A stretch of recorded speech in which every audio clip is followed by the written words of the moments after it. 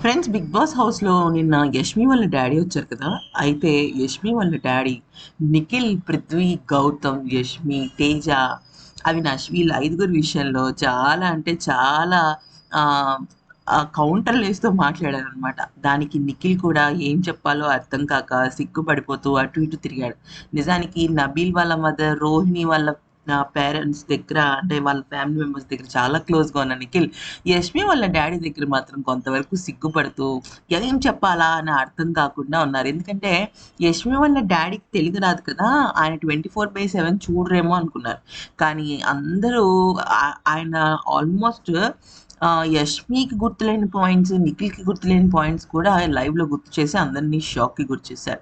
అయితే నిన్న ఒక సంఘటన చోటు చేసుకుంది. తేజ ఏం చేశాడంటే యష్మి వాళ్ళ డ్యాడీని కావాలని లోపలికి బెడ్‌రూమ్ లోపలికి తీసుకెళ్ళాడు. యష్మి, నిఖిల్ బెడ్‌రూమ్‌లోకి. తీసుకెళ్ళిన తర్వాత ఇది ఎవరి బెడ్సో చెప్పండి అంటే ఫస్ట్ యష్మి వాళ్ళ డ్యాడీ కొంచెం ఆలోచించారు. ఒక 1 మినిట్. ఆ! ఈ లెఫ్ట్ సైడ్‌ది మగలైది. రైట్ సైడ్ పృథ్వీ గారు అలాగే నిఖిల్ గారిది అనంగానే అందరూ షాక్ అయిపోయారనమాట.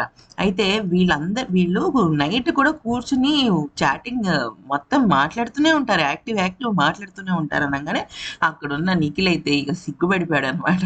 నవ్వుతూ పృథ్వీకి, నిఖిల్‌కి ఇద్దరికీ షాకే. ఎనకాల గౌతమ్ గూడా షాక్ అవుతున్నాడు. అంటే వాళ్ళ డ్యాడీ చెప్తున్న పాయింట్స్ మంచి టైమింగ్ కౌంటర్ చాలా బావుంది యష్మి వాళ్ళ ఫాదర్‌ది. నిజానికి నిన్న ముగ్గురొచ్చారు కదా పేరెంట్స్. ముగ్గురిలో యష్మి వాళ్ళ ఫాదర్ హైలైట్ అని చెప్పొచ్చు.